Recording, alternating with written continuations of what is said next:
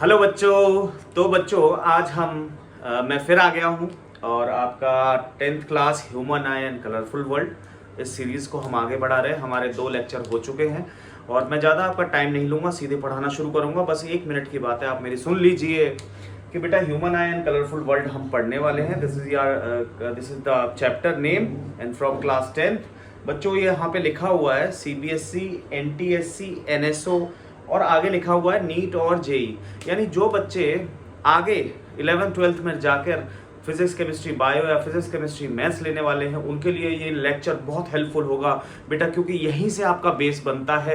तो हमें 9th और 10th से ही शुरुआत कर देनी चाहिए अगर हमारा कोई स्कोप साइंस स्ट्रीम को लेकर है। और अगर हमारा स्कोप नहीं भी है तो बच्चों मैं ये चाहता हूँ कि CBSE जो वर्ड है इसमें अगर फिजिक्स का पेपर आए, क्योंकि मैं अभी फिजिक्स पढ़ा रहा हूँ, उसमें एक भी सिंगल ऐसा क्वेश्चन ना हो जो मैंने अपने इस वीडियो में डिस्कस ना किया हो। और द मोस्ट इंपॉर्टेंट बात बच्चों, मैं कंटेंट आपको 100% बहुत हाई लेवल का दूंगा, बिल्कुल जीरो से स्टार्ट करते हुए। तो इस कंटेंट को आप ना किसी से भी कंपेयर भी करके देखो, ताकि आपको पता चले कि मैं जो मेहनत कर रहा हूँ वो किस लिए कर रहा हूँ, ताकि मेरे बच्चों का 1 मार्क्स भी बोर्ड्स में फिजिक्स में कटे नहीं। ठीक है बच्चों, तो हम शुरुआत करते हैं। आज का टॉपिक रहेगा प्रिज्म। ठीक है बच्चों, देखो प्रिज्म, प्रिज्म होता क्या है। तो बच्चों फर्स्ट ऑफ ऑल प्रिज्म क्या चीज है सर, ये प्रिज्म हम क्यों पढ़ रहे हैं, क्या होता है प्रिज्म। तो बच्चों मेरे पास एक प्रिज्म है, मैं आपको दिखाता हूं कि देखो ये होता है बच्चों prism. This is called prism. देखो ये जो है ना, अगर सामने से देखोगे तो इट सीम्स लाइक ट्राइंगुलर दिख रहा होगा तुम्हें, ये सामने वाला ट्राइंगल दिख रहा होगा, दिस इज। और इसको साइड वे में देखें तो ऐसा है, ऐसे करके, दिस इज कॉल्ड प्रिज्म। ठीक है बच्चों, इसके बारे में अब आज हम समझेंगे।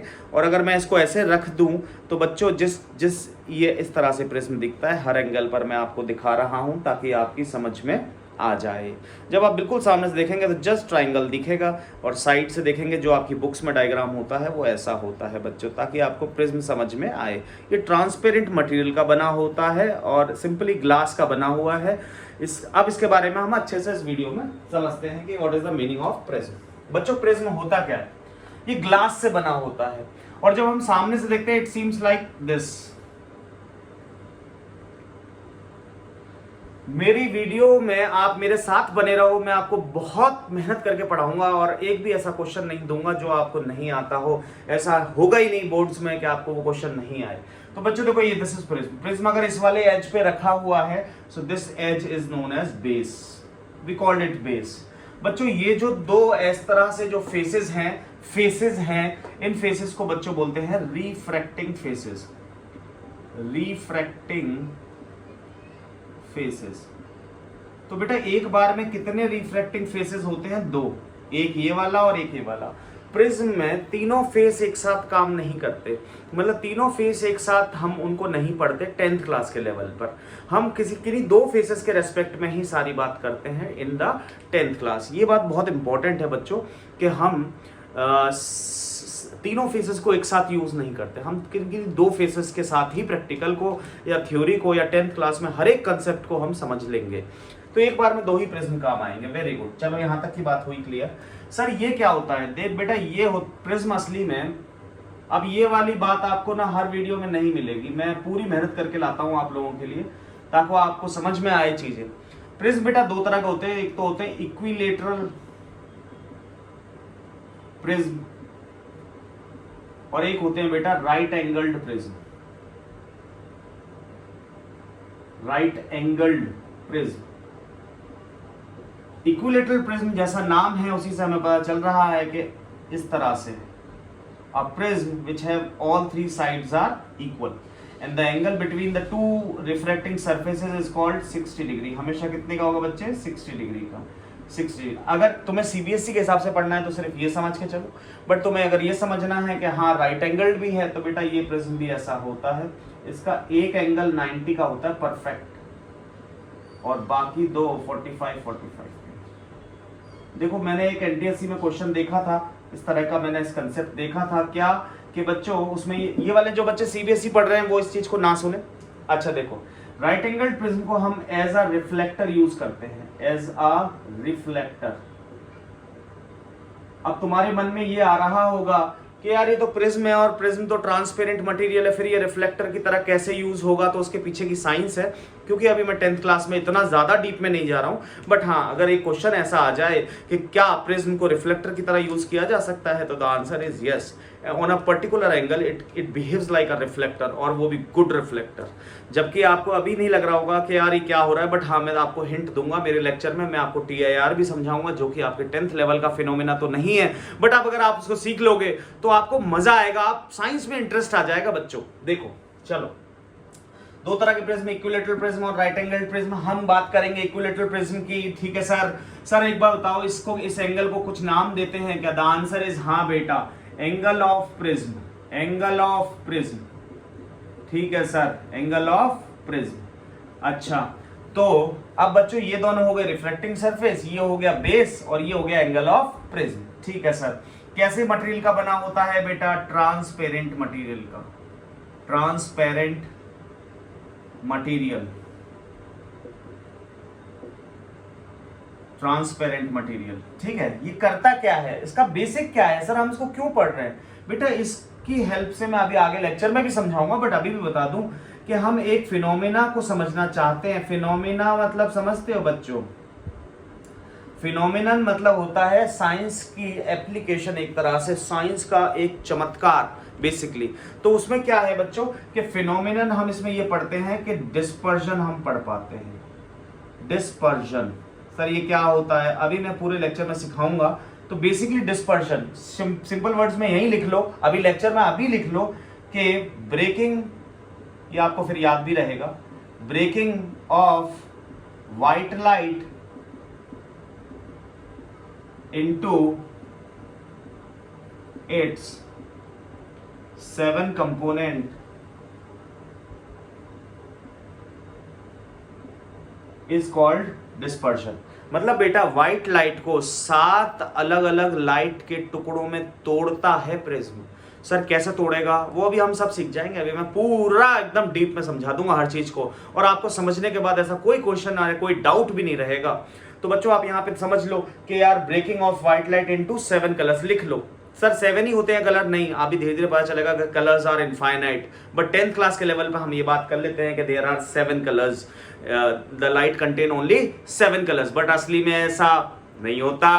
असली में बेटा इनफाइनाइट कलर होते हैं। तो आप बोलोगे कि सर ये क्या है, सर पढ़ा तो कुछ और रहे हो, होता कुछ और है। तो बेटा धीरे धीरे उस लेवल पर लाया जाता है, एकदम से नहीं। तो अभी आप ये समझ के चलो कितने कलर्स होते हैं? 7 कलर्स। सर एक बार वो भी लिख ही दो, अभी हम नोट्स में लिख लेंगे। लिख लो बेटा विबग्योर।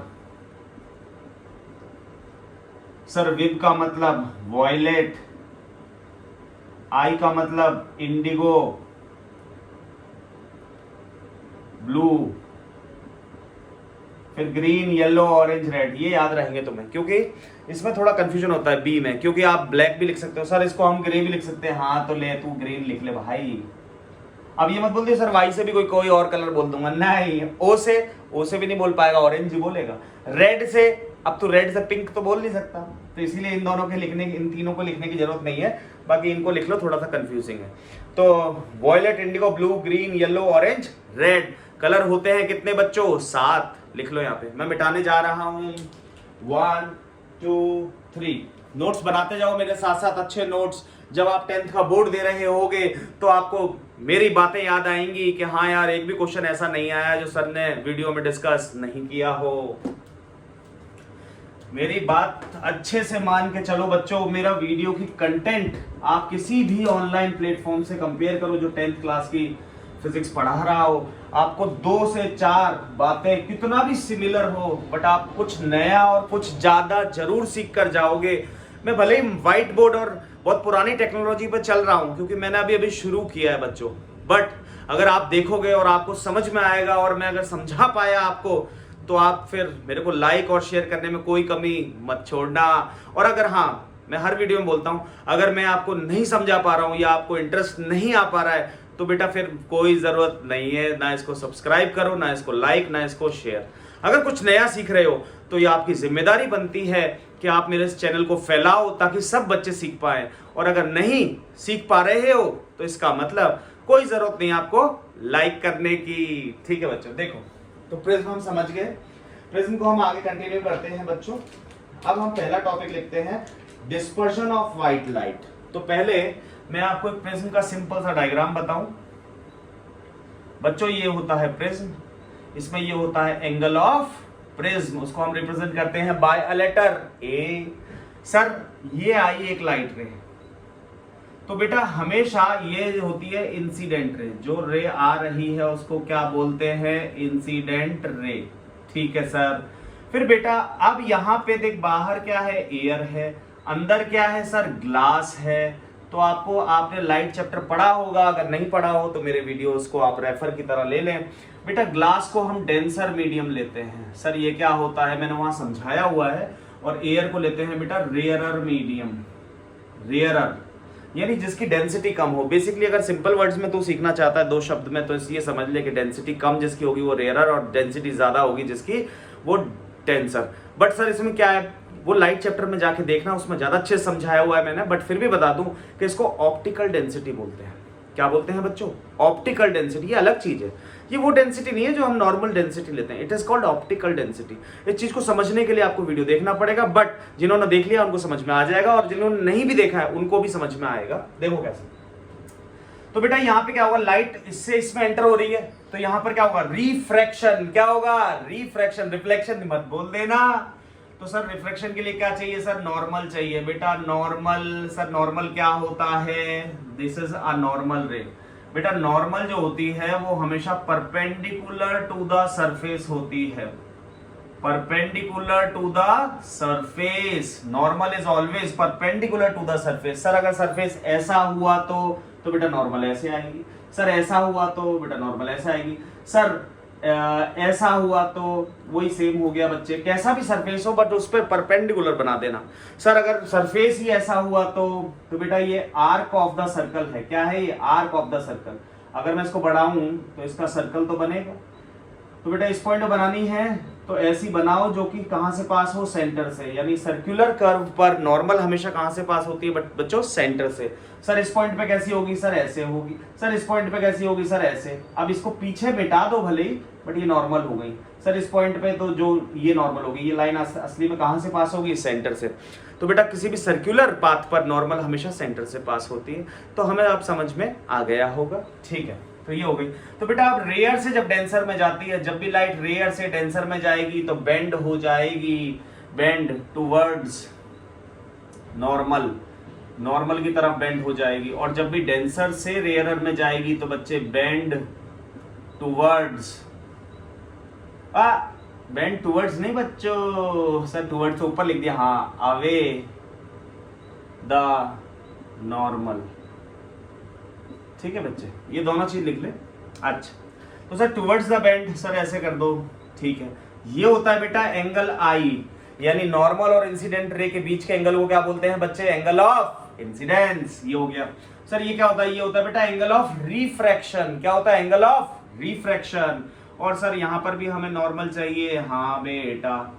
तो सर यहाँ पे अब क्या होगा, सर डेंसर से अब रेयरर में जा रही है, सर डेंसर से रेयर, बेंड अवे नॉर्मल। तो यानी इस तरह से ये बन गया। सर इसको क्या बोलेंगे, सर इसको आई डैश बोल देते हैं। सर आई डैश क्यों बोला, क्योंकि ये होता है इमरजेंट एंगल। कौन सा एंगल बेटा, एंगल ऑफ इमरजेंट। और सर ये क्या होती है, ये होती है बेटा इमरजेंट रे। सर इमरजेंट क्यों बोला बेटा, इमरजेंट का मतलब होता है बाहर निकलना, बाहर निकलना। तो बेटा ये रे जो है वो कहाँ निकल रही है, बाहर निकल रही है प्रिज्म से, इसलिए इसको इमरजेंट रे बोला। और बेटा ये क्या है सर, ये है एंगल ऑफ रिफ्रैक्शन। मैं आर डैश लगा रहा हूं बट इसका कोई मीनिंग नहीं है, चलो मैं आर ही लगा देता हूं बच्चों।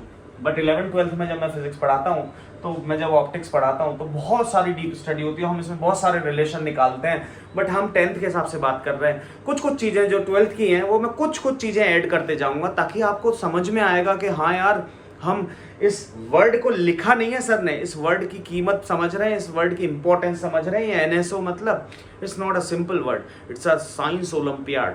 तो मैं उनको भी, उन बच्चों को भी मैं सेटिस्फाई कर पाऊं जो बच्चे कुछ सीखना चाहने के लिए, एक्स्ट्रा सीखने के लिए आए हैं।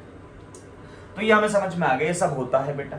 अब क्या होता है, this is a simple diagram, आप इसको लिख लो, बना लो, जो जैसा करना है वैसा कर लो। मैं मिटाने जा रहा हूं, 1 2 3 4। स्क्रीनशॉट लेते रहो, पढ़ते रहो। बेटा कितना सिंपल हो गया आजकल के टाइम पे स्टडी। सर कहाँ सिंपल हुआ है, हमारी तो हालत खराब रहती है। अरे नहीं, मतलब सिंपल मतलब बेटा आजकल तो कमरे में बैठ जाओ, यूट्यूब चालू करो और पढ़ लो। हमारे टाइम पे तो यूट्यूब था ही नहीं, ये तो आया है अब। अच्छा देखो बच्चों, तो अब हम समझते हैं डिस्पर्शन ऑफ लाइट। अब हम लिखते हैं पहला हैशटैग। सर हैशटैग मतलब ये मुझसे ज्यादा तुम जानते हो अच्छे से। Dispersion of light through prism. Through prism hashtag तो मुझसे अच्छा तुम जानते होगे। मैं हैशटैग में फेल हो जाऊंगा अगर मुझसे पूछ लिया जाए, बट तुम मुझसे अच्छा जानते हो हैशटैग। ठीक है बच्चों, अच्छा आ जाओ। Dispersion of white light through prism. उससे पहले कुछ इंपॉर्टेंट चीजें देखो। अब हम आ गए इन दोनों के लिए, एनटीएससी और एनएसओ के लिए कुछ नई टर्म सिखाने। सर इसको यहाँ पे लिख ले क्या? हाँ बेटा इसको अलग से लिख ले, यहाँ लिख ले। ठीक है, ये सीबीएसई में नहीं पूछे जाते, मतलब सीबीएसई में ऐसा कभी नहीं पूछा गया है, तो इसलिए टेंशन नहीं लेना। बट हाँ, जो बच्चे नहीं सीबीएसई के हिसाब से पढ़ रहे हैं वो इतना ही पढ़ो बस। इसमें एक चीज आती है बेटा एंगस्ट्रॉम। सर एंगस्ट्रॉम को कैसे लिखते हैं? ए की पावर 0। सर ये डिग्री है क्या? नहीं बेटा, ये सिंबल है। ए के ऊपर छोटा सा 0 लगा दिया बिल्कुल सेंटर में। अच्छा सर ये क्या होता है? ये होती है बेटा स्मॉलेस्ट या स्मॉल यूनिट ऑफ डिस्टेंस। मतलब सर डिस्टेंस की स्मॉल यूनिट क्यों? क्योंकि बच्चे डिस्टेंस को तू अगर मैं मार्कर को बोलूंगा तो तू किस में नापेगा? किलोमीटर में। तू मार्कर को नापेगा किस में? सेंटीमीटर में।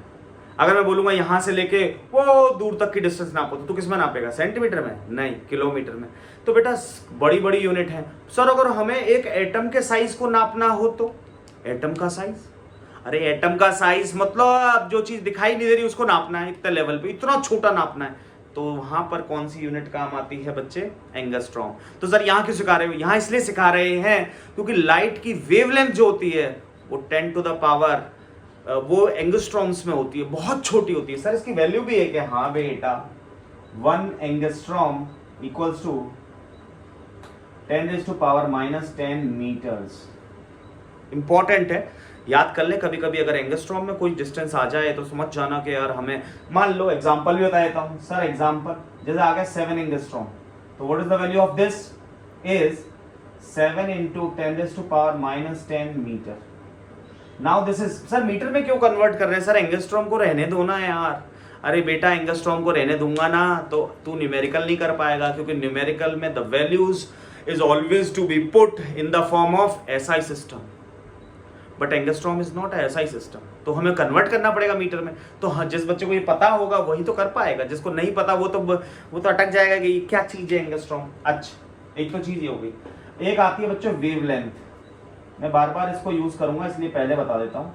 वेवलेंथ को रिप्रेजेंट करते हैं by a letter lambda. Lambda, sir lambda हाँ हमने सुना है सर 9th में, ऐसा होता है लेम्डा, है ना? परफेक्ट। और बेटा इसकी एसआई यूनिट क्या होती है बच्चे? ये होती है मीटर। क्या होती है बच्चे? मीटर। यानी लेम्डा को हम मेजर करते हैं, वेवलेंथ को हम मेजर करते हैं मीटर में। ठीक है बच्चों, तो ये वाली बात हमें समझ में आ गई कि भाई ऐसा unit of wavelength is metre. Wavelength तो पता होगा, 9th में पढ़ा होगा। देखो फिर भी मैं चलो बता देता हूँ। ये होता है वेवलेंथ कि बेटा वेव ऐसे चलती है, तो बेटा इसको बोलते थे क्रेस्ट, इसको बोलते थे ट्रो। तो बेटा एक यहां से लेकर यहां तक की जो डिस्टेंस होती है इसको लेम्डा बोला जाता है, यानी वेवलेंथ बोला जाता है, यानी कि वेवलेंथ। मैं 9th के वीडियो बनाऊंगा तो उसमें भी समझाऊंगा, अभी मैं 10th पे चल रहा हूँ। तो वेवलेंथ ऐसी होती है, वेवलेंथ इसको बोलते हैं। ठीक है, अच्छा चल अब आजा, वापस आ जाते हैं। डिस्पर्शन ऑफ लाइट सर कैसे होता है देख। होता क्यों है सर वो भी समझाऊंगा, बट होता कैसे पहले वो देख। लाइट आती है, ये कौन सी लाइट है सर? White light. नहीं सर आपने अभी तो बताया था कि ये इंसिडेंट रे। अरे बेटा इंसिडेंट रे किसकी फॉर्म में आ रही है? व्हाइट लाइट की फॉर्म में। अब यहाँ पे चाहिए तेरे को नॉर्मल। सर ये बेंड होगी टुवर्ड्स नॉर्मल। हाँ बेटा, अब ये प्रिज्म क्या करेगा? 7 कलर्स में ब्रेक करेगा इसको। 3, 4, 5 6 7 और यहाँ पर हमें अब यहाँ पे सबकी नॉर्मल अलग अलग होंगी। मैं यहाँ ड्रॉ नहीं कर रहा हूँ, बुक्स में भी ड्रॉ नहीं करते, बोर्ड्स में भी तुम्हें ड्रॉ करने की जरूरत नहीं है। ये कम बेंड हुआ, ये थोड़ा ज्यादा हुआ, ये थोड़ा और ज्यादा, ये थोड़ा और ज्यादा, ये थोड़ा और ज्यादा और ये सबसे ज्यादा। इस तरह से बेंड होती है बेटा लाइट। तो सबसे ज्यादा होता है वॉयलेट, विब, ग्योर और एक और ये रहा। तो violet, indigo, blue, green, yellow, orange, red. ठीक है, सबसे कम बैंड होता है, सबसे कम बैंड। सर हिंदी में क्यों लिख देते हो? बेटा हिंदी हमारी मातृभाषा है, ये हमें बहुत जल्दी समझ में आती है एज कम्पेयर टू इंग्लिश। और दूसरी बात कि हम हिंदी जब लिख लेते हैं तो वो हमारे दिमाग पर फिक्स हो जाता है एक तरह से। सबसे कम बैंड और सबसे ज्यादा बैंड वॉयलेट, सबसे ज्यादा बैंड। मैं चाहता तो इंग्लिश में भी लिख देता, बट तुम भी अपने नोट्स में हिंदी ही यूज करना, क्योंकि ये हमें जब हम रिवीजन करेंगे ना तो 1 सेकंड में समझ में आएगा और ये कभी दिमाग से निकलेगी नहीं, क्योंकि हम दिन रात हिंदी बोलते हैं घर पे। हाँ इंग्लिश मीडियम स्कूल में सर हम तो स्कूल जाते हैं वहाँ तो इंग्लिश बोलते हैं, वहाँ की बात नहीं कर रहा, but most of the time आप हिंदी बोलते हो तो जो हिंदी है वो आपके लिए आई कैची होती है, वो एक बार में समझ में आती है, और क्योंकि वो आपकी मदर टंग है। तो बेटा यहाँ पे देख, ये लाइट ऐसे करके ब्रेक हुई, यानी सबसे ज्यादा बैंड हुआ वॉयलेट और सबसे कम बैंड हुआ रेड। ठीक है सर, इसको वेवलेंथ बताओ, इसको क्या बोलते हैं सर? इन 7 कलर की पट्टी को, पट्टी मींस बैंड, इसको बोलते हैं बेटा स्पेक्ट्रम। क्या बोलते हैं? स्पेक्ट्रम। स्पेक्ट्रम सर क्या होता है? यहां लिख ले बच्चे, it is a colour band of 7 colours. Sir बस 7 ही कलर होते हैं? नहीं बेटा, कलर्स आर इनफाइनाइट, बट हाँ तेरे को इसको समझने के लिए टाइम लगेगा, तो तू अभी ये समझ ले कि देयर आर 7 कलर्स बैंड, 7 ही कलर होते हैं। ठीक है बच्चे? अच्छा लिख ले जल्दी से इतना। तो बेटा इसको, व्हाइट लाइट को 7 टुकड़ों में तोड़ना, 7 अलग अलग लाइट की फॉर्म में तोड़ देने को ही हम डिस्पर्शन बोलते हैं। This is a dispersion. अच्छा सर क्या हमने एक बार 7 कलर तोड़ दिए तो क्या हमें सर 7 कलरों को अगर हम मिला दें तो व्हाइट लाइट बन जाएगी? हाँ बेटा बन जाएगी। देख कैसे, तू एक प्रिज्म लगा ऐसे और यहां से ला तू लाइट, तो बेटा 7 कलर्स में ब्रेक करेगा। मैं सिर्फ 4 लाइन से ले रहा हूं, बट आप समझ जाना कि 7 कलर्स। फिर ये यहां आएंगे, फिर तू एक और प्रिज्म लगा देना उल्टा इस बार, ताकि ये 7 के साथ इस पर टकराएंगे और ये सब एक ही पॉइंट में मिलेंगी। और यहां से जो लाइट निकलेगी वो कैसी निकलेगी? Again white light. कैसी लाइट? White light. तो मैं इसको आगे बताता, बट अभी मैंने बता दिया कि हाँ व्हाइट लाइट को 7 कलर्स में भी ब्रेक कर सकते हो, फिर 7 कलर से वापस व्हाइट लाइट ऑब्टेन कर सकते हो। कैसे सर? ये एक बार मैंने बोर्ड्स में देखा है, 1-2 बार ये क्वेश्चन आ चुका है बच्चों, कि बताओ how we obtain the white light by the help of 7 different colours again, और how we recombine the different colors of the light. So the answer is, we just place another prism which is upside down. Due to this 7 colors enter into the second prism. ये दूसरा prism है, ये पहला है। पहले से 7 colour में टुकड़े और 7 कलर के टुकड़े वापस सेकंड में घुसे और वापस क्या हो गए? White light. और ये दोनों लाइन बेटा क्या होती है? पैरेलल। सर ये भी पूछ लेते हैं क्या? हाँ बेटा पैरेलल। सर पैरेलल, अरे इसके साथ ये वाली लाइन और ये वाली लाइन पैरेलल होगी सर हमेशा। हाँ बेटा ठीक है, कर लो जल्दी से, फिर अपन मिटाएंगे। जल्दी करो बच्चों, 1 2 3। ठीक है बच्चों, यहां से देखना शुरू करो। सर ये मिटा रहा हूं बच्चों। ओके सर मिटा दो, लिख लेते हैं हम वाकई में पढ़ने के हिसाब से आते हैं इस चैनल पर। चलो अच्छा है बच्चों, आपको अगर मेरी मेहनत दिख रही हो ना, पढ़ाने का लेवल दिख रहा हो, कंटेंट दिख रहा हो और मेरी बात आपको समझ में आ रही हो, तो सब्सक्राइब करे बिना मत छोड़ना, है ना। और अगर नहीं आ रही तो बहुत सारे चैनल हैं यूट्यूब पर जो गुम है, मैं भी गुम हो जाऊंगा किसी में है ना।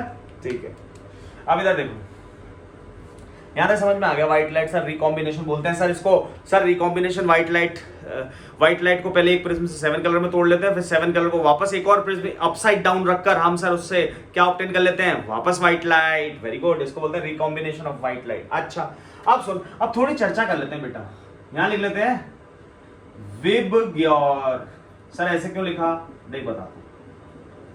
सबसे ऊपर सर रेड क्यों लिखा? आप ऐसे उल्टा क्यों नहीं लिख लेते? ऊपर से लिख दिया करो। तो बेटा मैं ऊपर से भी लिख देता, बात कोई दिक्कत की नहीं थी। हैबिट में डाल लो इस चीज को। सर ऊपर से लिखो, ले तू खुश रहे। विबग्योर, रेड, आर का मतलब रेड, वॉयलेट, और ये है इनकी वेवलेंथ, और ये है फ्रीक्वेंसी। ये फ्रीक्वेंसी वाला जो फंडा है ना, ये बोर्ड्स में मैंने शायद एक बार ही क्वेश्चन देखा है फ्रीक्वेंसी पे, एक या 2 बार। बट हाँ, बाकी जगह जहां हम बाकी और अच्छा पढ़ना चाह रहे हैं तो हमें पता होना चाहिए कि फ्रीक्वेंसी क्या है। मैं एक रिलेशन भी दूंगा, v = न्यू लैम्डा। बट हाँ, लेटर ऑन समझाऊंगा, आप सुनते जाओ। पहले अभी हम सीबीएसई का पढ़ रहे हैं। जो बच्चे सीबीएसई का पढ़ रहे हैं, सिर्फ बोर्ड्स के लिए पढ़ रहे हैं, वो इतना ही पढ़े लैम्डा तक, उनको फ्रीक्वेंसी जानने की जरूरत ज्यादा नहीं है। देख, ये होती है बेटा 400 नैनोमीटर से लेके 700 नैनोमीटर। जो कुछ अच्छी बुक्स हैं, जब मतलब high depth in depth books हैं, वहां पर ये 390 नैनोमीटर लिखा होता है, और ये करीबन 696 के करीब होता है नैनोमीटर। बट क्योंकि हम 10th में पढ़ रहे हैं और सीबीएसई में भी, एनसीईआरटी में भी लिखा हुआ 402 नैनोमीटर, क्योंकि 10th लेवल पे इतना डिस्कस नहीं करते, तो आप इतना याद रखें। सर ये एनएम का मतलब क्या है? तो यहाँ छोटे में लिख रहा हूं बेटा, एनएम का मतलब होता है नैनोमीटर। और बेटा एंगस्ट्रॉम का मतलब होता था, ए की पावर डिग्री लगा दो तो एंगस्ट्रॉम। सर इसकी वैल्यू 10⁻⁻9 मीटर। सर इसकी वैल्यू 10⁻⁻10 मीटर है सर। हाँ देख बेटा, इसके इस फ्रीक्वेंसी वाले कॉलम को मैं अभी हटा रहा हूँ, क्योंकि मैं इसको अलग समझाऊंगा, बट पहले मैं इनको समझा लूँ। बेटा मैं 12th क्लास में जब फिजिक्स पढ़ाता हूँ तो यही सेम चैप्टर है लाइट। जो बच्चे साइंस लेंगे उनको बता दूं कि अगर आप यहाँ अच्छा पढ़ोगे ना तो आपको वहाँ कॉन्फिडेंस मिलेगा, आपको बहुत मजा आएगा, आपकी नॉलेज बढ़ जाएगी, वाकई में आपको डर नहीं लगेगा।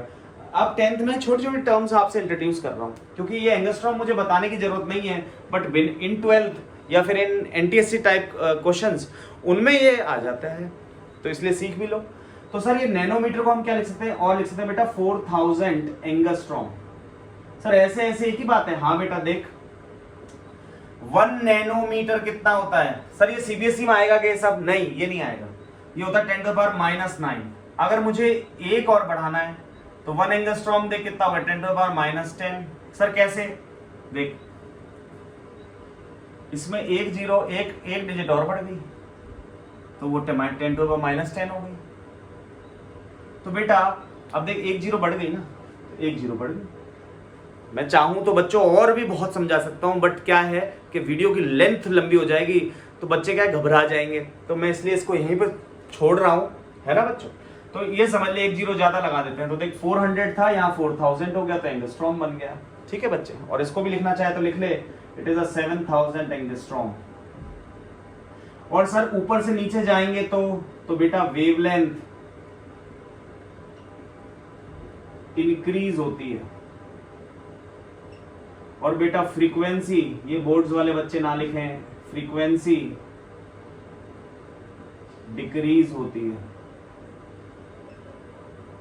ऊपर से नीचे। सर लिख के बता दो, हमारे को एरो से समझ में कम आता है, लिख लेते हैं।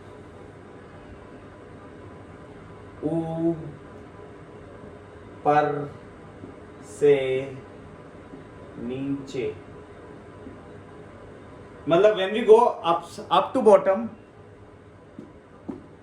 then in that case wavelength increases and the frequency decreases। Wavelength बढ़ती है और बेटा फ्रीक्वेंसी घटती है। सर ये याद रहना जरूरी है। हाँ बेटा, अगर मान ले आपको 3 कलर दे दें, मैं दे दूं येलो, ब्लू और दे दूं एक ऑरेंज, बोला कि arrange them in the increasing order of wavelength, arrange them in the increasing, यानी पहले सबसे कम लिखना पड़ेगा। सबसे कम किसकी? सर ब्लू, सर क्यों सर इंडिगो क्यों थी? अरे इंडिगो इसमें है नहीं, तो इसलिए ब्लू, ब्लू से ज्यादा किसकी बेटा? येलो, फिर किसकी? ऑरेंज। ये हो गया। तो ये उस बच्चे को पता चलता है ना, इसको पता होता कि यार वेवलेंथ जो है ऊपर से नीचे जाते हैं तो घटती है कि बढ़ती है। लिख लो जल्दी से। अब नेक्स्ट देखो, है ना बेटा, ये लिख लिया, ठीक है सर। अब लिखो विजिबल स्पेक्ट्रम। असली में बच्चों चलो एक फैक्ट पूछता हूं आपसे, बहुत सारे बच्चे से गलत जवाब देंगे मुझे पता है बट मेरा पूछना इसलिए है क्योंकि अगर मैं पूछूंगा नहीं तो आपको आज भी ये चीज पता नहीं चलेगी।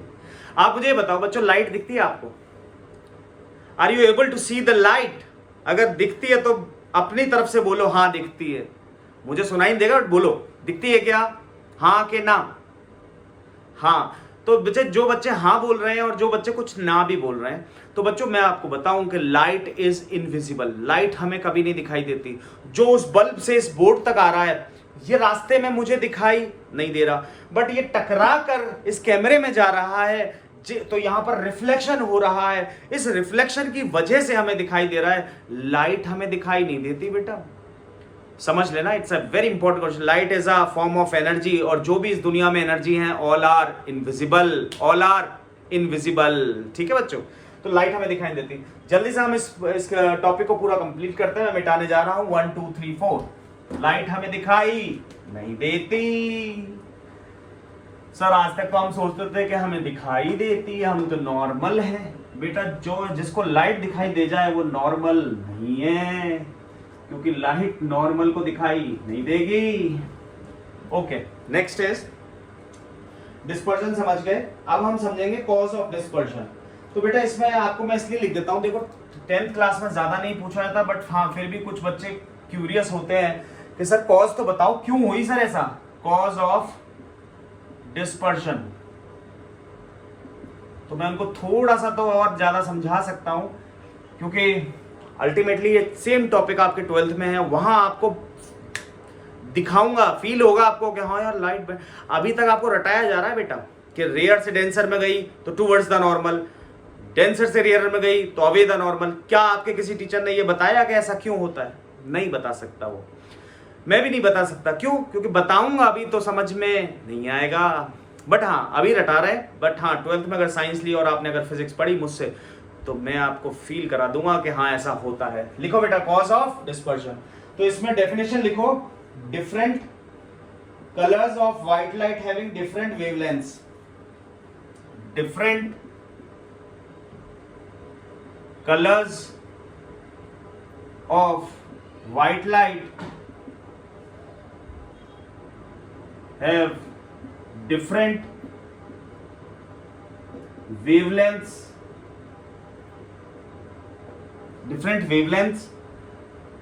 due to, and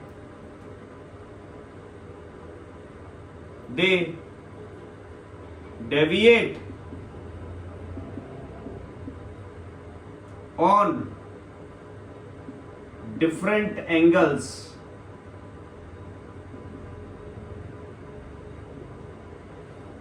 simple words में ऐसा लिख लो, अलग अलग वेवलेंथ होती हैं तो डेविएशन एंगल भी अलग होगा। बच्चों ये मैंने व्हाट्सएप वाली लैंग्वेज लिख दी बीच में है ना, ये तो चलो ठीक है, ये तो प्योर इंग्लिश है। ये हिंदी और इंग्लिश है, और ये हिंदी इंग्लिश और व्हाट्सएप वाली लैंग्वेज है ना। तो हम तीसरी लैंग्वेज पे आ गए, चौथी तो तुम जानते हो। हाँ सर हम जानते हैं सर, हम तो फ्रेंच भी जोड़ देंगे इसमें। हाँ ठीक है बेटा, अब देख इधर, यहाँ तक समझ लिया? अच्छा ठीक है, ये लिख ले, सिंपल सी बात है। फिर भी बेटा इसमें डेविएशन वर्ड आ रहा है। वैसे तो 10th क्लास में शायद मतलब है ही नहीं, मैंने खुद ने नहीं सुना, बट हाँ मैं आपको बता दूं एंगल ऑफ डेविएशन भी होता है। जल्दी से कुछ बच्चे जो सीखना चाह रहे हैं, this is not for boards बेटा। देख ये होता है प्रिज्म, ठीक है सर, ये होती है इंसिडेंट रे। सर हमें यहाँ पे नॉर्मल चाहिए, हाँ बेटा। बेंड होगी, हाँ बेटा। सर एक और नॉर्मल, हाँ बेटा। ये ऐसे, हाँ बेटा। अच्छा अब सुनना बेटा, एंगल ऑफ डेविएशन सिखा रहा हूं, ये जो सिखा रहा हूं ना, इतना बोर्ड्स में नहीं पूछा जाएगा, बट समझ ले तो कोई बुराई नहीं है। इंसिडेंट रे को अगर आगे बढ़ाओ तो ये ऐसे जाएगी ना, अगर प्रिज्म नहीं होगा तो। हाँ ना बोल भाई, अगर ये प्रिज्म नहीं होता तो ये रे ऐसे जाती, बट ये प्रिज्म है तो ये रे ऐसे गई। तो सर इस इमर्जेंट रे को पीछे बढ़ाओ तो ये जो एंगल बना, यानी when we extend emergent ray in a back direction and incident ray without refraction in a forward direction, at the point of intersection this angle is known as angle of deviation. Angle of deviation अब आपको याद रहेगा हमेशा। और इसको बेटा एक और चीज और एक्स्ट्रा बता देता हूं, इसको हम डेल से रिप्रेजेंट करते हैं। सर ये क्या है? डेल। सर ये ऐसा कैसा है? ये ऐसा ही बनता है, इसको पूरा नाम बोलते हैं डेल्टा, बट हमें डेल्टा वेल्टा से मतलब नहीं, बस इतना हाँ सिंबल भी लग जाता है। बेटा कई बुक्स पढ़ोगे आप जब, अगर अच्छी एनटीएससी और ओलंपियाड और एनएसओ और ये सब और बोर्ड्स में बहुत भयंकर पढ़ने वाले जो बच्चे हैं, उनको कभी ऐसा शब्द दिख जाए तो वो समझ जाएंगे कि नहीं हमारे सर ने हमें वीडियो में बताया था, तो उनको ये नहीं लगेगा कि यार अधूरा रह गया कुछ। ठीक है, तो बेटा इसको बोलते हैं एंगल ऑफ डेविएशन। तो देख ऑब्वियस सी बात है, देख दूसरा कलर ऐसे गया था, तो देख इसका एंगल तो बड़ा बनेगा। हाँ सर, तो सर सबसे बड़ा एंगल ऑफ डेविएशन किसका बनेगा? वॉयलेट का, इतना बड़ा। तो बेटा एक चीज मैंने देख तुम्हें 10 से ज्यादा सिखा दी क्या, कि सबसे कम एंगल ऑफ डेविएशन किसका बनता है? रेड का। सबसे ज्यादा एंगल ऑफ डेविएशन किसका बनता है? वॉयलेट का। तो लिख लो एंगल नॉट फॉर बोर्ड्स, ये जो बता रहा हूं, angle of deviation greater violet less red. सबसे ज्यादा बेंड होती है वॉयलेट लाइट, सबसे कम बेंड होती है रेड लाइट। सबसे ज्यादा बेंड होती है वॉयलेट लाइट, सबसे कम बेंड होती है रेड लाइट।